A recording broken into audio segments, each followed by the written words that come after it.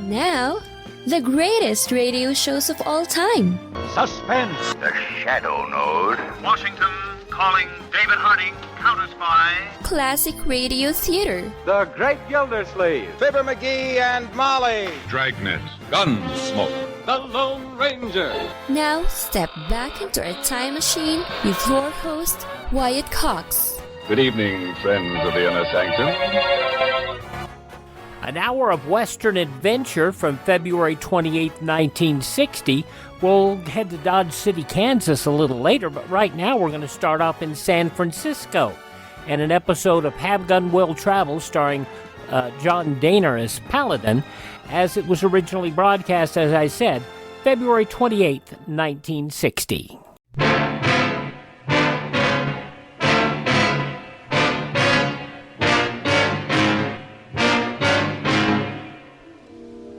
It's always good to meet up with an old friend. But I didn't know when we renewed this friendship that it would lead to your destruction.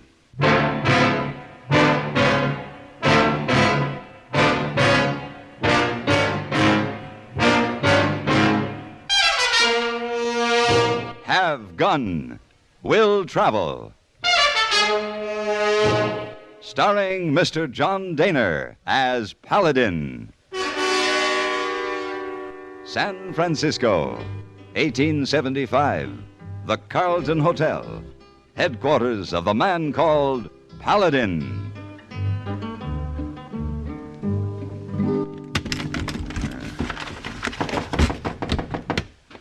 Come in, hey boy.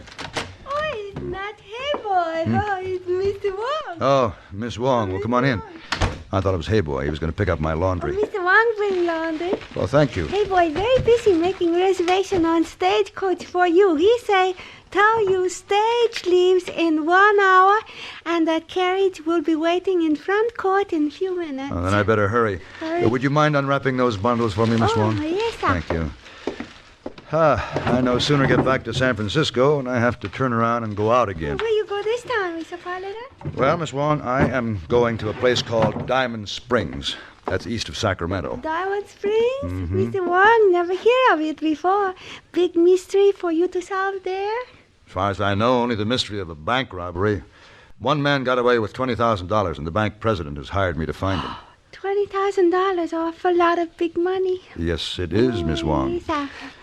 Mr. Paladin. Yes? One nice thing about when you gone most of time. What's that? Not much work for Miss Wong to do in your room when you not here to mess it up. Well, I'm glad that you're happy I'm leaving.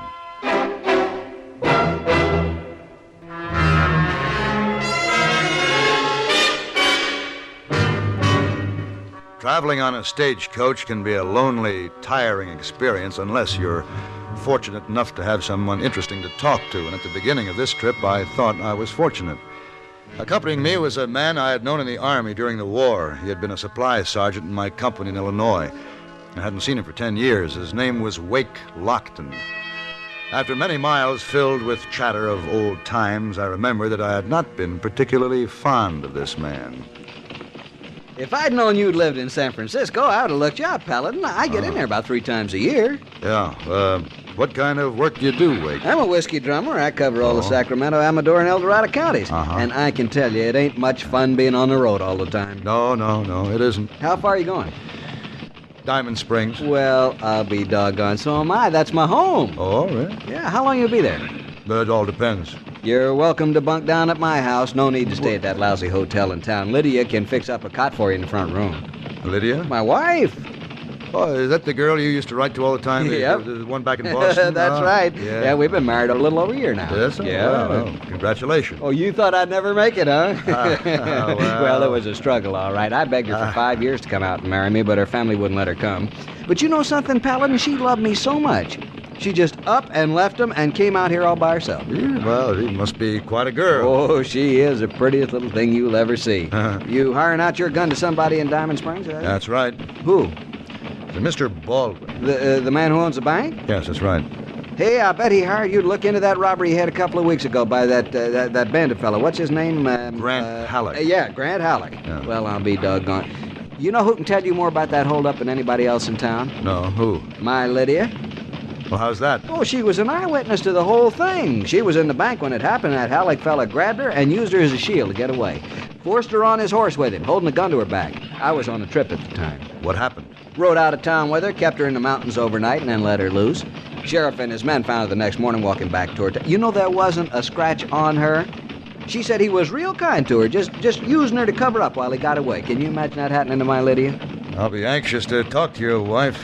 Any information she has will help me track him down. Yeah, it's a blessing I was out of town when it happened. It was all over when I learned about it. Oh. Saved me all that agony.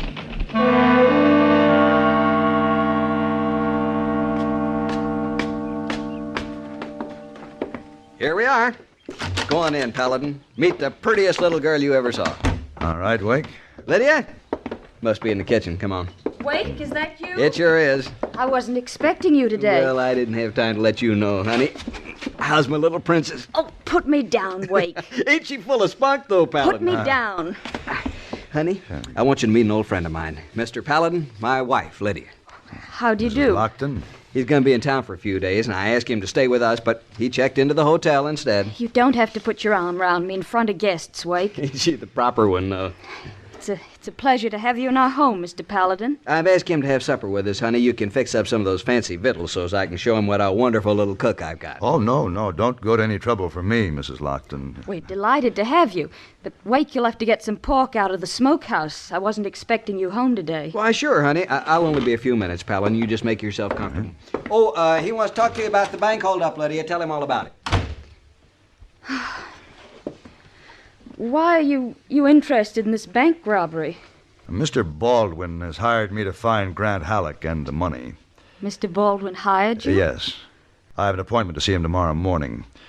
For a fee, he's hoping that I may succeed where the sheriff failed. Oh, I see. Well, Wake was telling me that you had a bad experience in connection with the holdup. Wake talks an awful lot. I was hoping that you might be able to give me some details about Halleck's appearance or habits that would be helpful to me. If you don't mind, I'd rather not talk about it. Oh, well, perhaps later, then. Mr. Paladin, I don't wish to discuss it, not ever. February 28th, 1960. Have Gun Will Travel. Thank you so much for tuning in to Classic Radio Theater with Wyatt Cox.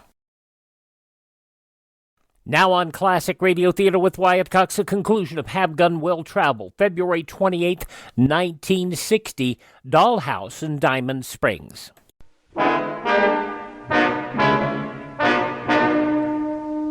My short visit to the Lockton home was clouded by Wake's usual generous warmth and the cold, formal behavior of his wife, Lydia. On the way back to the hotel, I couldn't help but wonder why she refused to discuss the robbery, but then I realized it must have been a painful experience. The next morning, I had breakfast at the hotel and then walked toward the bank to keep my appointment with Mr. Baldwin. Paladin! Huh? Paladin, hold up!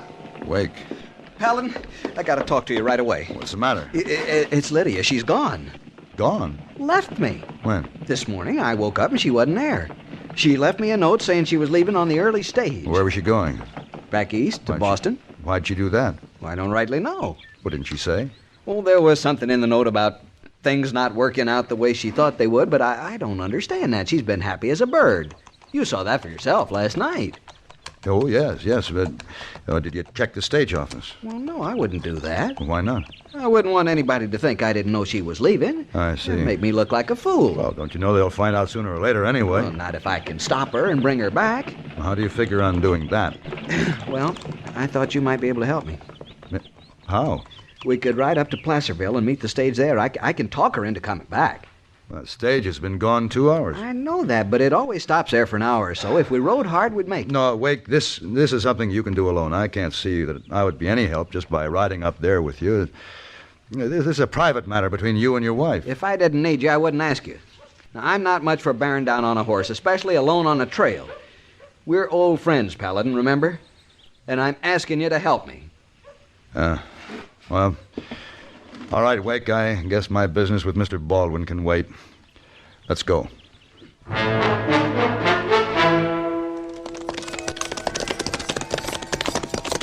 I told you we could make it. Look there, stage is still here. They're behind schedule. We didn't make up that much time. Now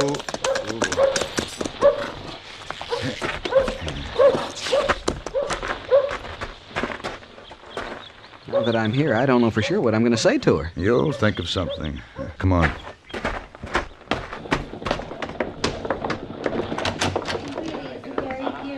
I don't see her.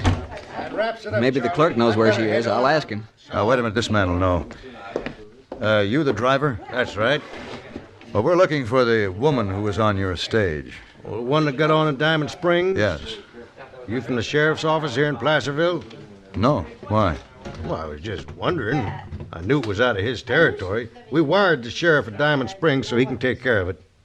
Take care of what? Well, didn't you hear? Hear what? Hey, now, wait a minute. Why are you fellas so interested anyway? She's my wife. We rode in to meet her. Oh. Well, what happened, mister? Well, she was kidnapped. Kidnapped? Right off the stage. We're about 10 miles out of Diamond Springs when it happened. This fella rode out in front of the stage carrying a shotgun and signaled me to stop. I thought he was going to rob us. But all he did was yell to the lady inside to step out. And she did, and then he told me to go on. What did he look like? Well, I couldn't tell much. Had a bandana over his face. Tall, lanky fella, though, with a deep voice. That's about all I noticed. Who'd want to do that to my Lydia? I don't know, Wake.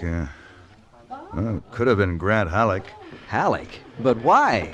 We might find out if we could pick up his trail. I can tell you right where it happened. How about it, Wake? You ready to start back? Sure. All right, go take our horses over to the livery stable and rent some fresh ones. I'll meet you there in a few minutes. The stage driver's directions made it easy for us to find the spot where the kidnapping occurred.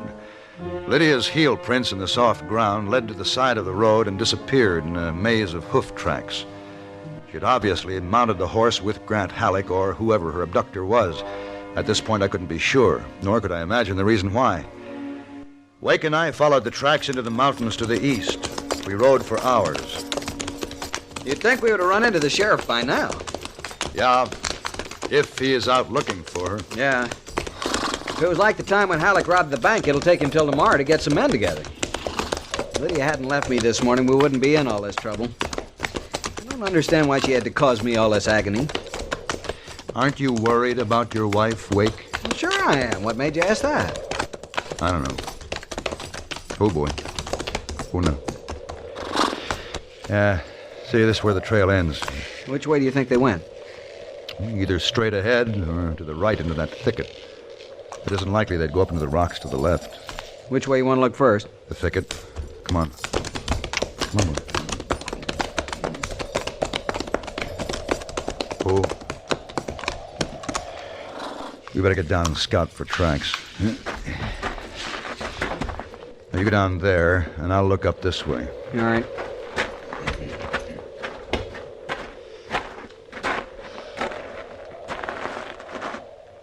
Hey. Hey, Wake.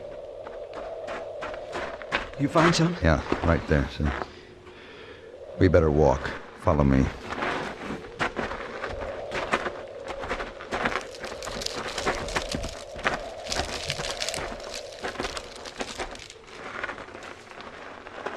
Well, look at that.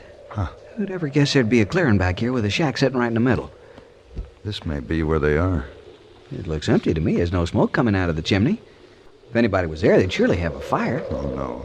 Not if it was Halleck. He wouldn't want to attract attention with smoke. Hey, do you hear that? Yeah, it was a horse. Came from the other side of the shack. Somebody's in there. What'll we do? Well, you'd better wait until it's dark and then ease up and take a look inside. If Lydia's in there with Halleck, we gotta be careful she doesn't get hurt. Look. Uh-huh. That must be Halleck. Fits the description the driver gave us. Yeah. He's going out back to see about the horse. You stay here. Where are you going? Stay here.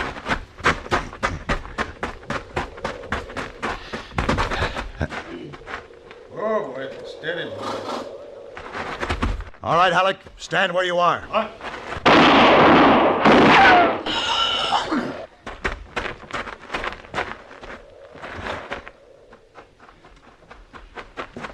You all right, Mrs. Lockton?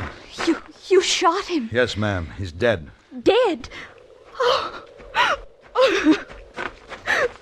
Lydia?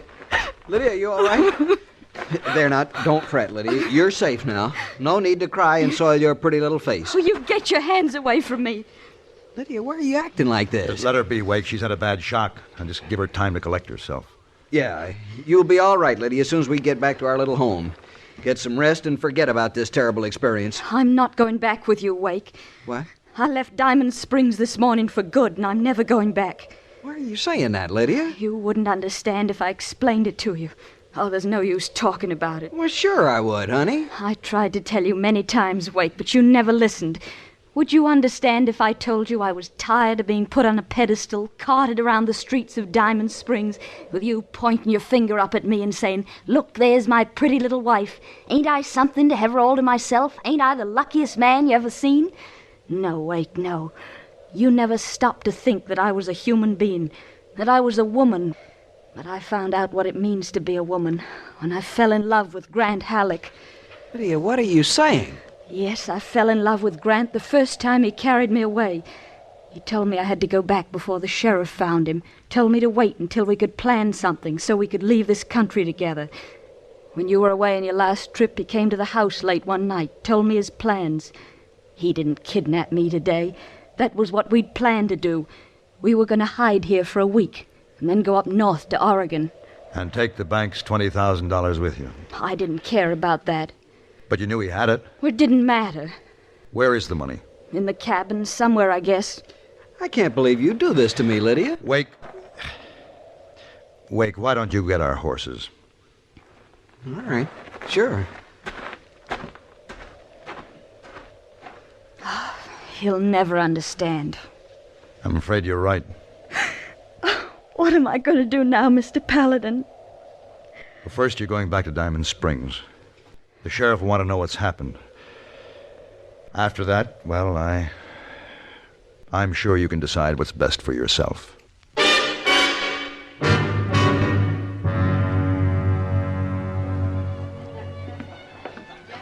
Oh, Mr. Paladin. Hello, hey boy. Didn't know you're coming home today.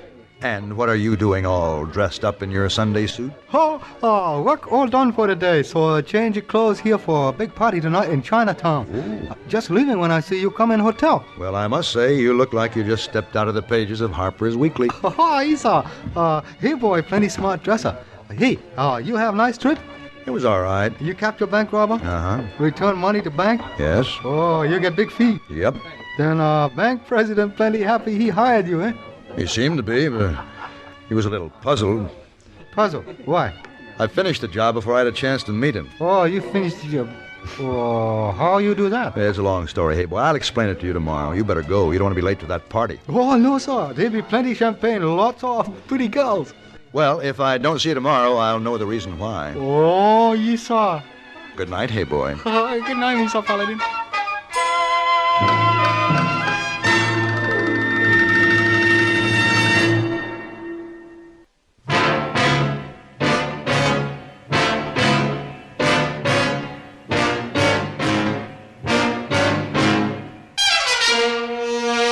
Have Gun Will Travel. Created by Herb Meadow and Sam Rolfe, is produced and directed in Hollywood by Frank Paris and stars John Dehner as Paladin, with Ben Wright as Hayboy and Virginia Gregg as Miss Wong. Tonight's story was specially written for Have Gun Will Travel by Mr. Paris. Featured in the cast were Harry Bartell, Clayton Post, and Betty Harford.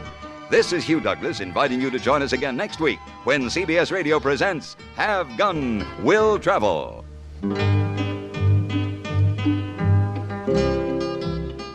From February 28, 1960, Have Gun Will Travel here on Classic Radio Theater with Wyatt Cox. We're going to stay on that same Sunday, February 28, 1960, with William Conrad up next.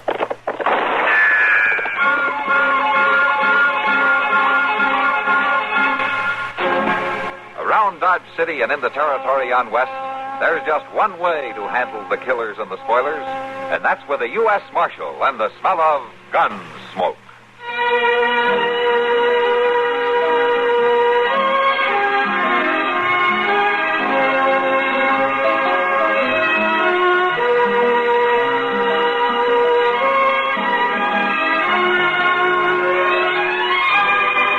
Gunsmoke, starring William Conrad. The story of the violence that moved west with young America.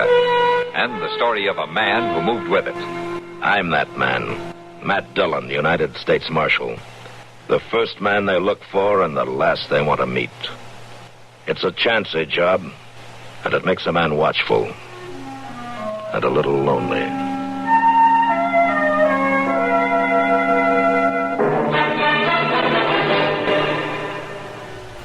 Gunsmoke follows these important messages. You're listening to Classic Radio Theater with Wyatt Cox on your favorite station.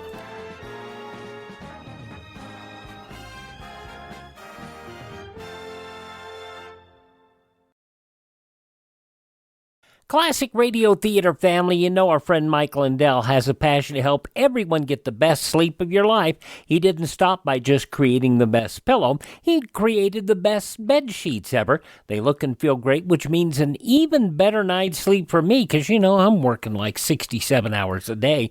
Now, Mike's offering the best deal on his Giza Dreams bed sheets ever. You can get a set of Giza sheets for as low as $29.98. You'll never want to sleep on anything else once you slept on a set of Giza Dream sheets. A special offer for you right now. You can get a set of Giza sheets for as low as $29.98. Call 1-800-928-4715. Use the promo code Wyatt. Or go to mypillow.com, use the promo code Wyatt. It's good on anything on the website. That number again, 1-800-928-4715. Use my promo code Wyatt.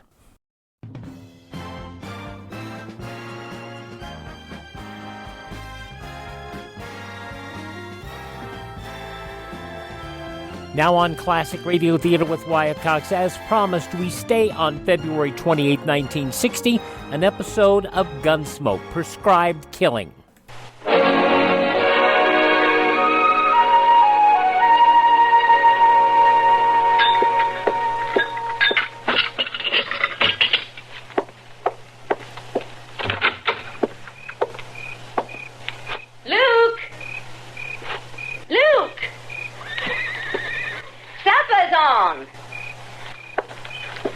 Might as well be calling a hog.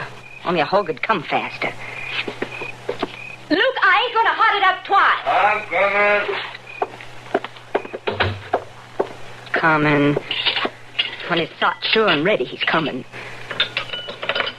Ain't nothing in this house to call him away from the barn. There ain't been nothing for a long time. Horses. Ain't nothing in his life but horses. Well, it's high time.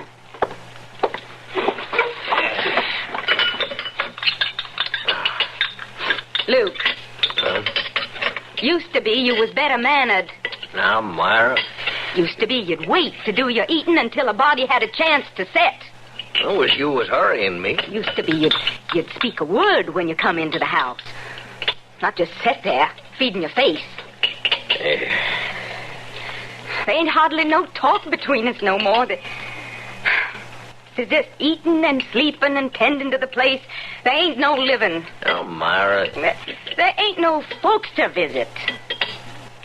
Ain't nothing to see but the land out there. The land's been good to us.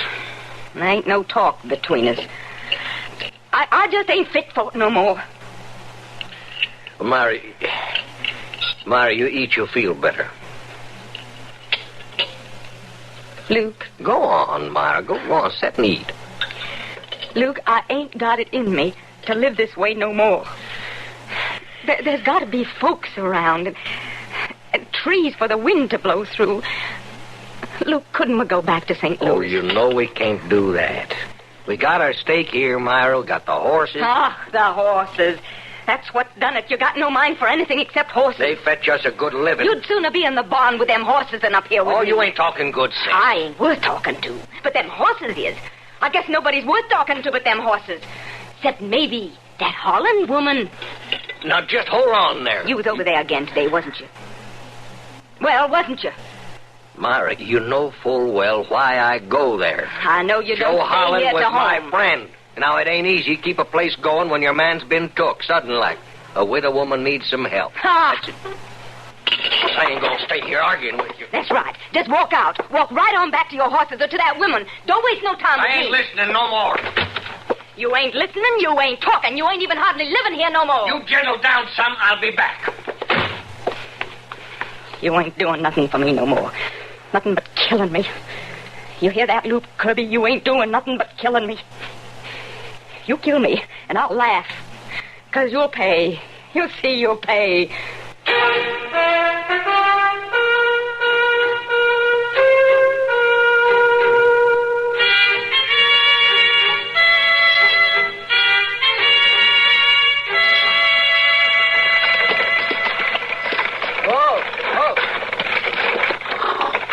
Widow Holland? Who is it? I come to see the Widow Holland.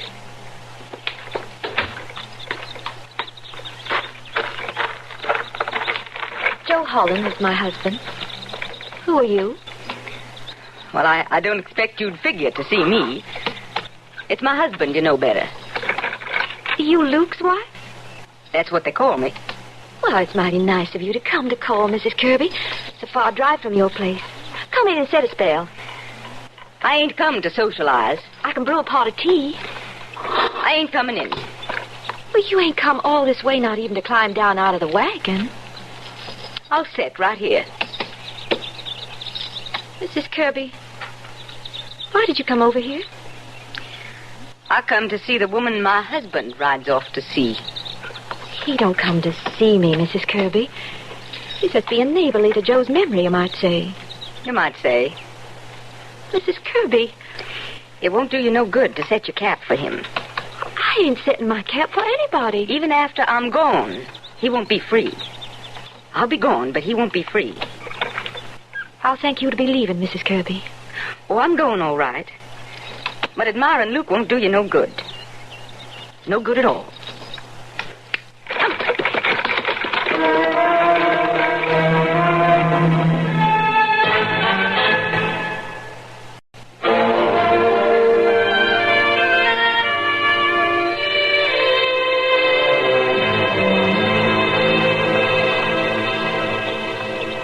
So that's the way it was, Mr. Dillon. Old Dan had to stand right there in the kitchen watching. Watching them clean the fish? Oh, he didn't care about the cleaning so much, but he wanted to see them cut them fish heads off. What for? Old Dan insisted on seeing the fish head come off on every fish before he'd eat it. Uh-huh. Well, don't you want me to tell you why, Mr. Dillon? All right, Chester, you go on. You tell me why. Why? Why? So's he'd be sure he wasn't eating a mermaid. That's not very much of a joke, Chester. Well, there ain't no joke about it, Mr. Dillon. Old Dan was dead serious. All right, Chester, I'll take your word for it. Ain't my word there, so he took about it. It was old Dan watching them fish. See, they're not that. Look, ain't that Luke Kirby's wife driving that wagon in here? Yeah, it is. Hello, Myra. Marshal, I want to see you. Well, sure. What can I do for you? I don't want the whole town hearing. You better come on in the office. And here, I'll help you down. Thank you. There you go. Oh, Chester. Yes, sir. Take care of the rig there, will you? And then you can go on down and get the mail, huh? All right, Mr. Dillon, I'll do that. Come on, Myra.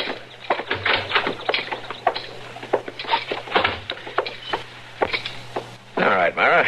What's on your mind? I want to tell you something about Luke, Marshal. Well, go ahead. He's going to kill me. What? He's going to what? I figured you ought to know. Well, now, just a minute, Myra.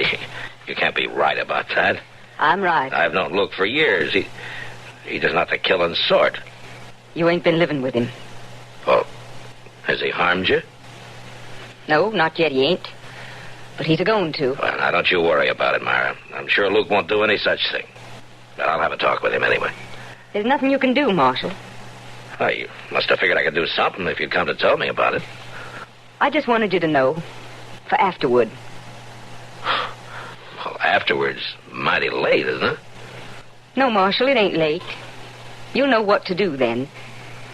You'll know what to do, all right.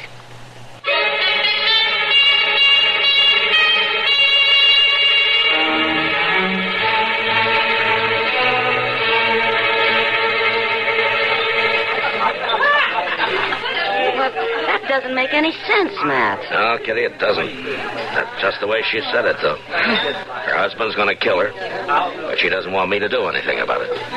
Until afterwards. Well, I believe I'd want you to step in a little earlier if it were me. Yeah, most people wouldn't. I don't know Myra Kirby, but I'm sure of one thing about her. Oh, what's that? The hate she feels for her husband's a terrible thing. Yeah. I wonder how he feels about her. Well, Kitty, if Myra's right, he must be carrying around quite a hate, too. It doesn't sound like Luke Kirby. He's always seemed like such a kindly man. Yeah. Oh, well, you can ask him about it. He just came in. He's heading for the bar. Oh, yeah, thanks, Kitty. I'll go talk to him. Sure.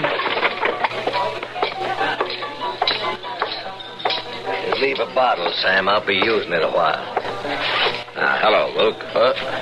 Oh. Hello, Marshal. I don't see you in here very often. No, I ain't in often. There's times a man got to get some drinking done. Yeah. You having troubles, Luke? Well, I ain't had no sleep. I got a sick stud horse out there. I've been setting up with him. What brought you into town? Oh, I run out of horse medicine I've been using. Hey, Marshal, we want to have a drink? No, thanks. Did you drive in with Myra?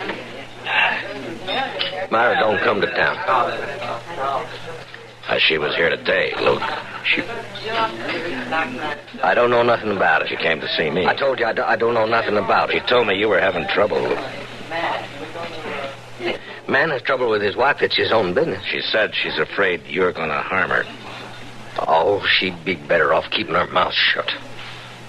Myra said you're going to kill her, Luke. Well, she's a bigger fool than I took her for.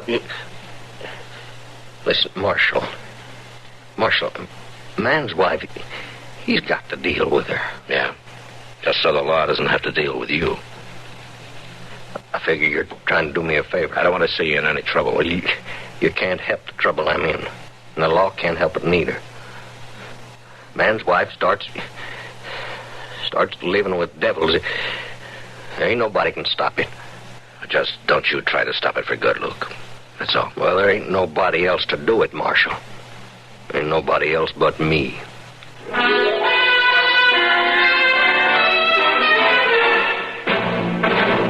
February 28, 1960, Gunsmoke on Classic Radio Theater with Wyatt Cox. Now on Classic Radio Theater with Wyatt Cox, the conclusion of Gunsmoke, Prescribed Killing, February 28, 1960.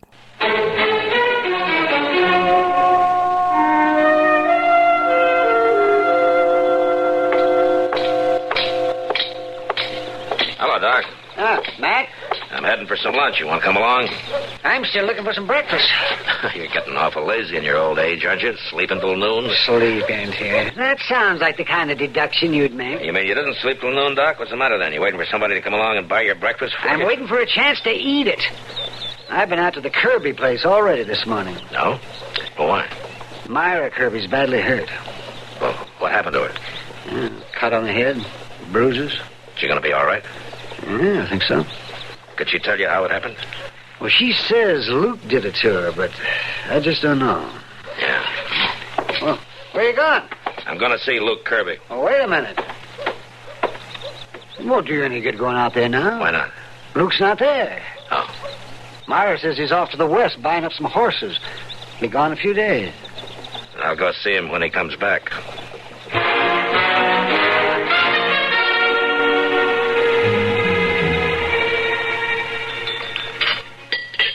Are you sure you've had enough, Matt? Yeah, Kitty, I guess I have for now. Oh, I sometimes wish I could sit down and eat like a man. 2 helpings of meat and 3 of potatoes. What's stopping you? A very important thing. It's called the waistline. Oh, come on now, Kitty. A little extra heft never hurt a woman. Well, it'd hurt me in the pocketbook. Well, I'll buy the extra food for Well, you. it's the extra clothes I'd have to buy I'm talking about, Matt. I settled down to second helpings, and I split out at the seams. Matt, I've been looking for you. Oh, sit down, Doc. I haven't got time. You better come with me, Matt. Where are you headed? Back to the Kirby place. What? Did Myra take a turn for the worse? You might call it that. She's been shot.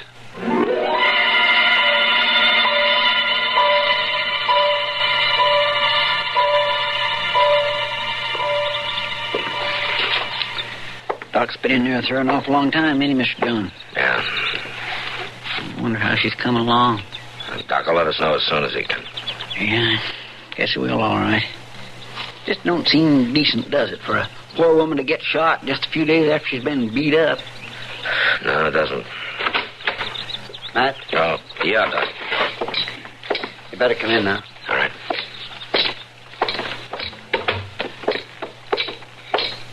In here, Matt.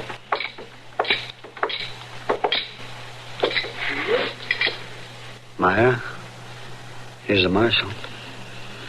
Marshal, Right here, Myra. listen close to me, Marshal. I'm listening. He done it. Luke's done it. You hear me? Yes, I hear you. He rode off, but he done it. He killed me, like I told you he would. And he'll pay for it, won't he, Marshal? He'll pay. Yeah, Myra. I expect he's paying already. He'll pay.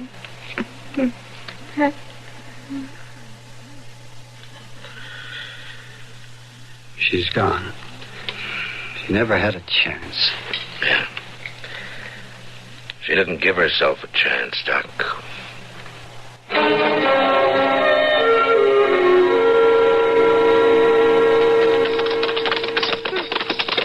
Mr. Dillon, you don't think Luke Kirby would have just come over here at the Holland place, do you? I don't know, Chester. I'm going to find out. Well, it looks to me like a man would like to put a lot more distance between him and the law on this. Yeah, maybe so. You stay here with the horses, will you? Yes, sir. You don't think you'll need me? Inside, that is. Oh, if I do, I'll holler.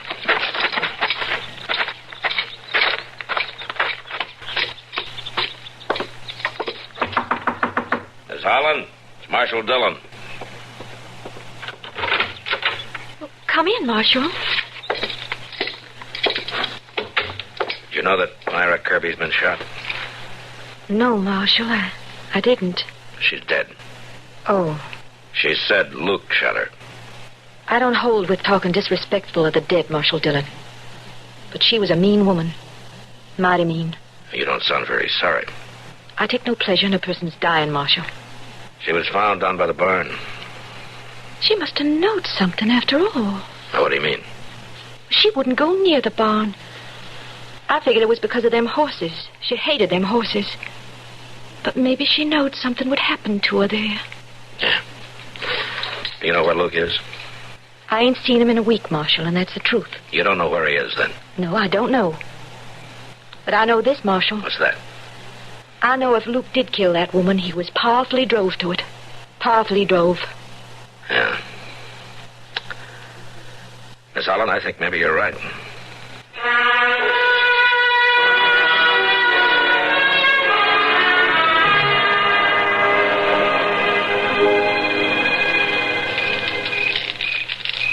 I sure do hope you're right, Mr. Dillon.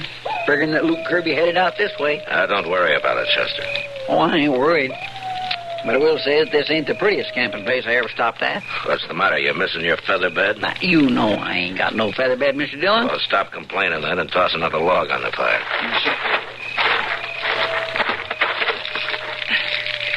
Still like to know, though, how come you figured Kirby'd be heading this way? Well, if I were in Kirby's place, I'd want to find a friend, Chester. And that horse trader's probably the only person Kirby feels safe with right now. He sure couldn't find a friend in Dodge. Yes, sir, but if he murdered his wife... Well, maybe he did, maybe he didn't. I killed her, all right, Marshal. Hello, Luke. Come on up the fire. Sit down and get warm. Thank you. Mr. Dillon, he's gone. It's all right, Chester. You can have a gun, Marshal. You didn't try very hard to get away. Wasn't no use to it. I don't know why I headed out in the first place. Except, like, I guess a man just has to try. Yeah, I guess so. Wasn't no use from the beginning. Myra fixed it all just like she said. She fixed it so you'd shoot her, didn't she, Luke? Yeah, she did, Marshal. Seemed past believing, but that's what she did. How did she do it? She was in the barn, hiding. See, she'd never come to the barn, Marshal. Now, I thought someone's after that stud horse of mine. He's worth about everything I got. I'd always feared somebody'd steal him. Yeah. And I heard a noise in the stall. I come out with my gun. And I give warning. Marshal, I give warning twice. And then you shot? Yeah, and then I shot. And she was waiting for it, Marshal, just waiting so as I couldn't miss. Ain't nobody gonna believe me, but it's the holy truth. I believe you, Luke. But we're gonna have to see if the court believes you. You're gonna have to come back with me. Oh, come easy, Marshal. I think you got a good chance. Well, I tell you the truth, Marshal, I don't care a whole lot. A man's wife hates him so much that she'll make him kill her. Ain't much to care about. Yeah. Well, you can bed down on the other side of the fire there, Luke. We'll head back at sunup. Right.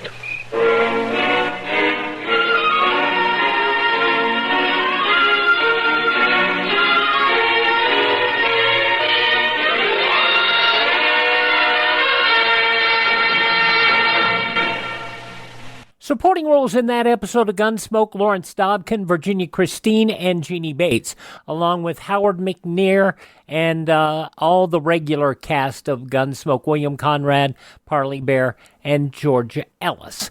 Gunsmoke, February 28, 1960. Visit our webpage, classicradio.stream. Stream our shows on demand. Learn about building a classic radio collection of your own. You can contact me there, find our social media links. And if you'd like to support the program, you can buy me a copy. That Buy Me a Coffee money helps us acquire additional classic radio collections and also helps us maintain our distribution channels. That's at classicradio.stream. Thank this station and support their advertisers, but most importantly, tell all your friends that the greatest radio shows of all time are right here at this spot on the dial. Classic Radio Theater with Wyatt Cox on your favorite radio station.